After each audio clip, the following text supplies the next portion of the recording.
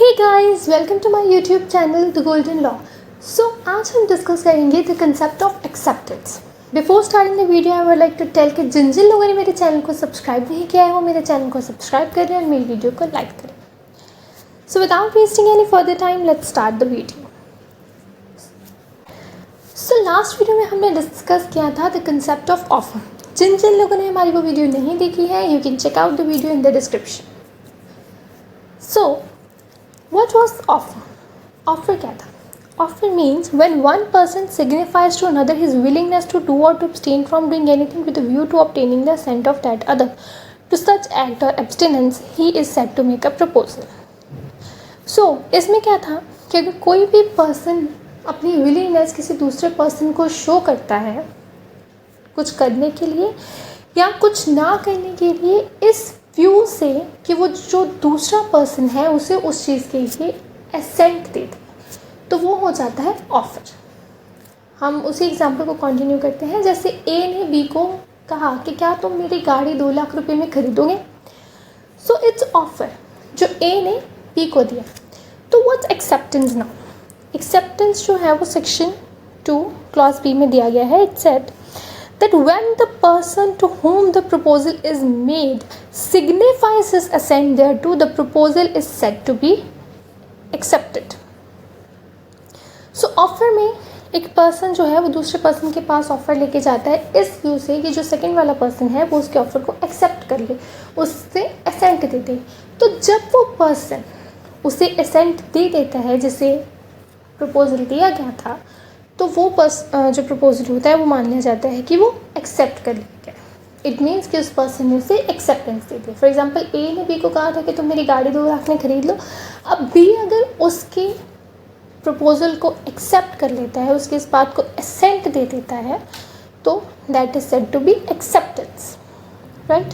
तो अगर proposal B ने एक्सेप्ट कर लिया तो वो प्रॉमिस बन जाएगा। ए ने बी को कहा कि तुम मुझे 2 लाख रुपए दो, मैं तुम्हें अपनी गाड़ी दे दूँगा। And B promises to pay him 2 lakh for the car. तो यहाँ पे दोनों ने प्रॉमिसेस किए।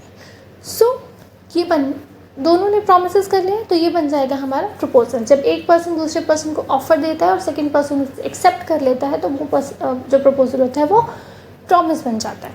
अकॉर्डिंग टू सेक्शन 2 सबसेक्शन सी, जो पर्सन प्रपोजल देता है उसे प्रॉमिसर कहा जाता है और जो पर्सन प्रपोजल एक्सेप्ट करता है वो प्रॉमिसर होता है। तो जिस पर्सन पे एक्सेप्टर यानी कि प्रॉमिसी प्रपोजल को एक्सेप्ट कर लेगा और उसकी जो एक्सेप्टेंस है वो कम्युनिकेट हो जाएगी टू द प्रपोजर यानी कि टू द प्रॉमिसर, तो उसी पॉइंट पे वो कॉन्ट्रैक्ट, वो अग्रीमेंट दोनों पार्टीज पे बाइंडिंग हो जाएगा। ओके, सो नेक्स्ट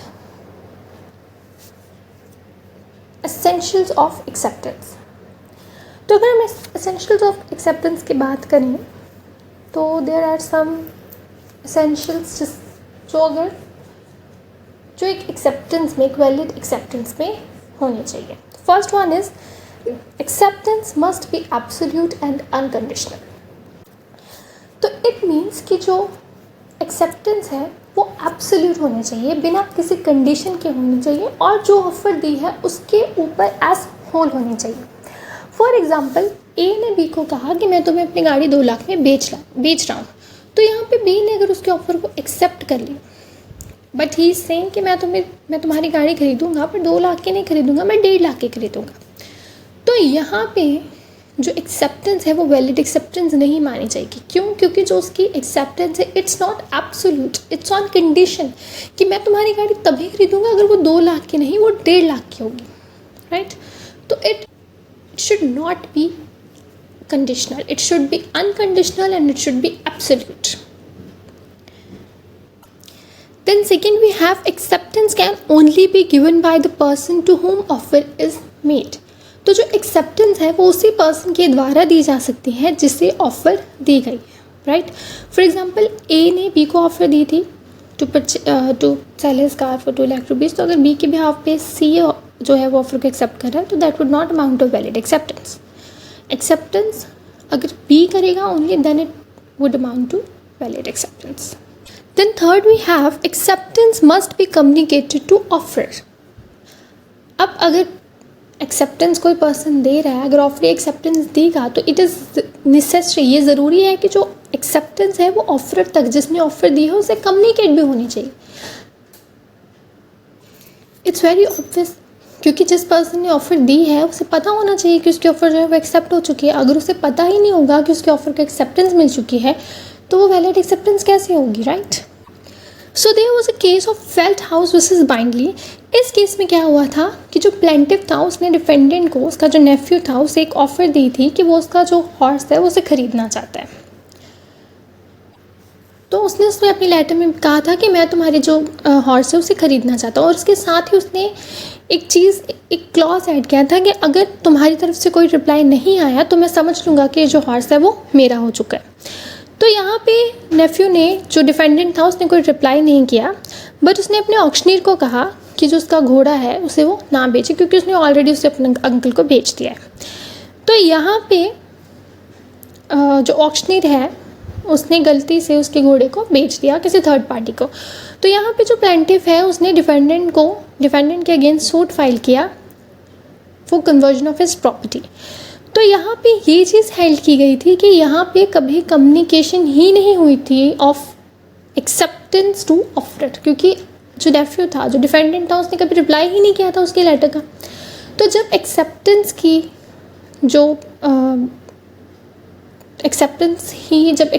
की रिप्लाई ही नहीं गया था ऑफर के पास, तो वो वैलिड एक्सेप्टेंस नहीं मानी जाएगी. हालांकि जो एक्सेप्टेंस है वो चाहे जो ऑफर है वो कैसे भी कर सकता है, चाहे वो एक्सप्रेसली करे, चाहे वो इम्प्लाइडली करे, चाहे वो by performance of some conditions करे. So that would be on offering, but acceptance communicate होनी चाहिए. जब तक कम्युनिकेट नहीं होगी तब तक वो वैलिड एक्सेप्टेंस नहीं मानी जाएगी. Then fourth we have acceptance must be made within a reasonable time. तो जो एक्सेप्टेंस है वो ऑफ़र की एक रीज़नेबल टाइम के अंदर होनी चाहिए. अगर अनरीजनेबल टाइम में हो रही है, फॉर एग्जांपल ऑफ़र आ जाए, आप 6 महीने बाद, साल बाद उसकी एक्सेप्टेंस दे रहे हो, तो it's not a reasonable time, right? तो एक रीज़नेबल टाइम में एक्सेप्टेंस होनी चाहिए किसी भी ऑफ़र की. वैसे जो रीज़नेबल टाइम है it would depends on the circumstances of each and every case. There is no hard and fast rule कि इतना टाइम रीज़नेबल है और इतना टाइम रीज़नेबल नहीं है. सो इसमें भी एक केस है, रामस्केट विक्टोरिया होटल कंपनी वर्सेस मॉन्टेफियर. तो इस केस में क्या हुआ था, तो यहाँ पर जो ए था डिफेंडेंट, उसने इस कंपनी के जो शेयर्स थे उसके लिए अप्लाई किया था इन जून, और उसकी अलॉटमेंट उसको हुई थी इन नवंबर. तो यहाँ पे जो डिफेंडेंट था उसने मना कर दिया था उन शेयर्स को लेने के लिए. तो जो प्लेंटिफ है उन्होंने मतलब उसके अगेंस्ट जो केस फाइल कर दिया. तो यहाँ पे ये चीज़ हेल्ड की गई थी कि जो एक्सेप्टेंस है वो इन द रीजनेबल टाइम होनी चाहिए. अभी जून के एप्लीकेशन की allotment you are doing in November, तो यहाँ पे जो डिफेंडेंट है he is not bound to accept it, he is not bound to take the offer, right? So यहाँ पे पॉइंट डिसाइड हुआ था, acceptance must be within the reasonable time. So next we have acceptance must be according to prescribed or usual mode. So इसमें है कि अगर एक person ने किसी दूसरे पर्सन को ऑफ़र दिया है, अगर तो जो ऑफरी है वो acceptance it must be in the prescribed mode.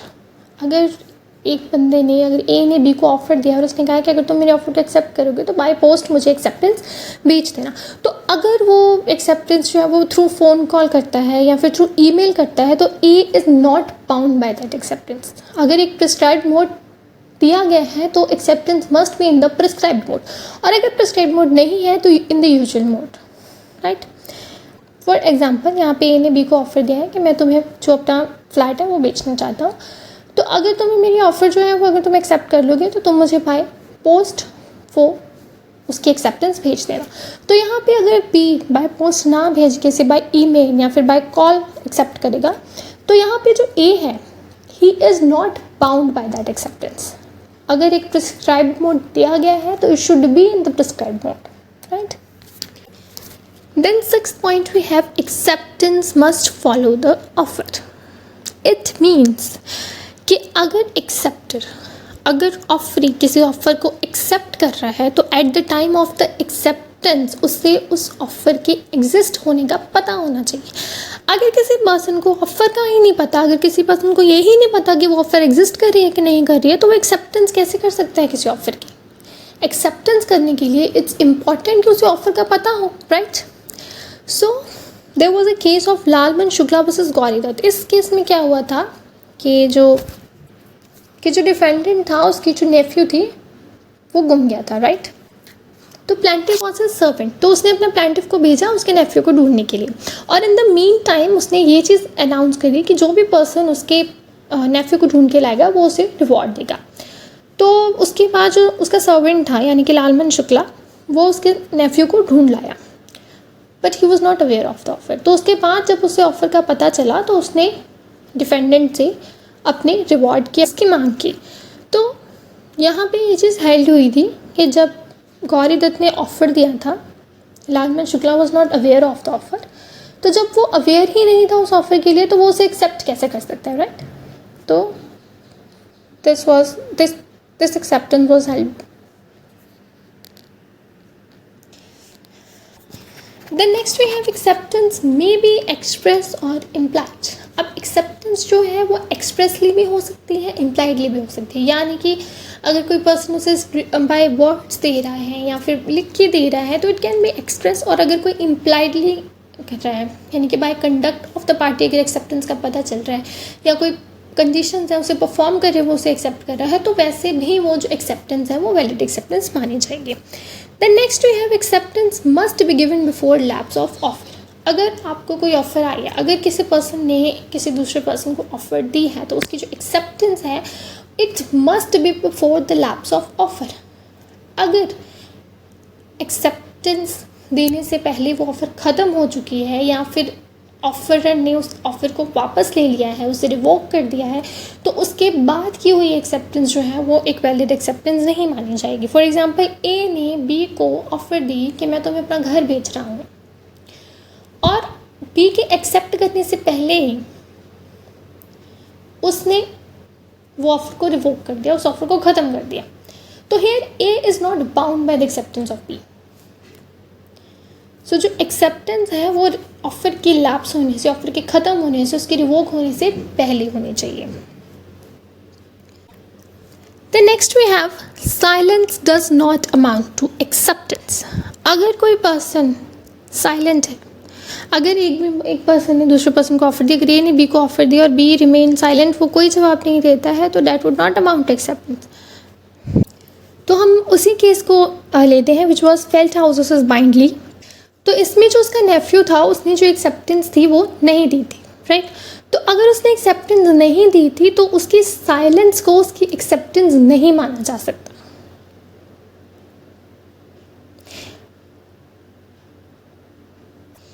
Acceptance जो है वो कम्युनिकेट होनी चाहिए, चाहे बाय एक्सप्रेस हो या फिर बाय इम्प्लाइड हो, लेकिन इट शुड बी कम्युनिकेटेड. अगर वो साइलेंट रहा है तो that would not amount to acceptance. However, there are certain exceptions to this rule.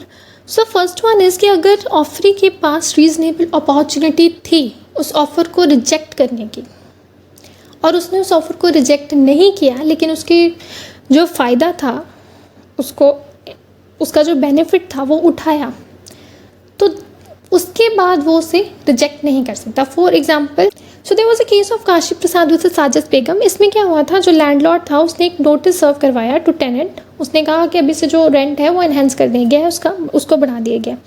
तो टेनेंट ने यहाँ पे उसका कोई भी जवाब नहीं दिया और वो प्रेमिसेस में ही रहा, मतलब वो घर छोड़ के नहीं गया, वो वहीं पर रहा. तो यहाँ पे जो कंडक्ट ऑफ द टेनेंट है उससे जो लैंडलॉर्ड है वो ये चीज़ एज्यूम कर सकता है कि जो टेनेंट था वो उसने उसके ऑफ़र को एक्सेप्ट कर लिया है, वो फॉर एनहेंसमेंट ऑफ रेंट के लिए मान किया, बिकॉज वो उसने मतलब प्रेमिसेस में ही रहा, उसने उसको ऑक्यूपाई करना नहीं छोड़ा, प्लस उसने कोई प्रोटेस्ट भी नहीं किया, उसने कुछ रिप्लाई भी नहीं किया. तो यहाँ पे silence can be assumed as acceptance. तो अगर कोई पर्सन उस ऑफर को रिप्लाई नहीं करता बट वो उसकी बेनिफिट को उठा लेता है तो that would amount to acceptance, right. For example, एक और एग्जांपल अगर हम देखें तो ए ने बी को कुछ प्रोडक्ट्स डिलीवर करवाए, बी ने यहाँ पे उसके प्रोडक्ट्स को लेने से मना नहीं किया बल्कि उसके प्रोडक्ट्स को रख लिया। तो यहाँ पे at the time of receiving the product he had opportunity कि वो उन प्रोडक्ट्स को ना ले, लेकिन उसने उस प्रोडक्ट्स को लिया और उसके बाद उसका बेनिफिट भी उठाया। तो यहाँ पे जो ए है वो उसकी एक्सेप्टेंस को मान सकता है। देन नेक्स्ट वी हैव कि अगर कोई भी पर्सन प्रीवियसली डीलिंग्स कर रहा हो ऑलरेडी तो उसके कंडक्ट से जो प्रपोजर है वो उसकी साइलेंस को जो है वो एक्सेप्टेंस प्रिज्यूम कर सकता है। Then last we have acceptance by performance of conditions. तो इसमें क्या है कि एक्सेप्टेंस जो है वो बाय परफॉर्मेंस ऑफ कंडीशंस भी की जा सकती है। ज़रूरी नहीं है कि उसे एक्सप्रेसली या इम्प्लाइडली कम्युनिकेट किया जाए। जैसे कि there was a case of Carlill versus Carbolic Smoke Ball Company. तो इसमें जो कार्बोलिक स्मोकबॉल कंपनी थी इसने एक एडवर्टीजमेंट दी थी दैट मतलब जो भी इस मेडिसिन को ऐसे ऐसे खाएगा और उसके बाद अगर किसी पर्सन को इन्फ्लुएंजा हुआ तो कंपनी उसे 100 पाउंड्स का रिवॉर्ड देगी। तो यहाँ पे जो मिसेस कार्लिल थी उन्होंने एक्सप्रेसली या फिर इम्प्लाइडली एक्सेप्ट नहीं किया था उस ऑफर को, बट उन्होंने उस मेडिसिन को जैसे जैसे कहा था वैसे वैसे उसे खाया था एज डायरेक्टेड। तो उसके बाद भी उन्हें इन्फ्लुएंजा हो गया था। तो यहाँ पे ये चीज़ हाईलाइट की गई थी कि हालांकि उन्होंने उसको एक्सेप्टेंस नहीं दी थी बाय एक्सप्रेसली बट उन्होंने उसकी कंडीशंस को परफॉर्म किया था, तो इसलिए it amounts to valid acceptance. So this was a concept of acceptance. अगर आपको हमारी वीडियो अच्छी लगी हो तो आप हमारी वीडियो को लाइक कीजिए और हमारे चैनल को सब्सक्राइब कीजिए for more such law videos. Thank you guys.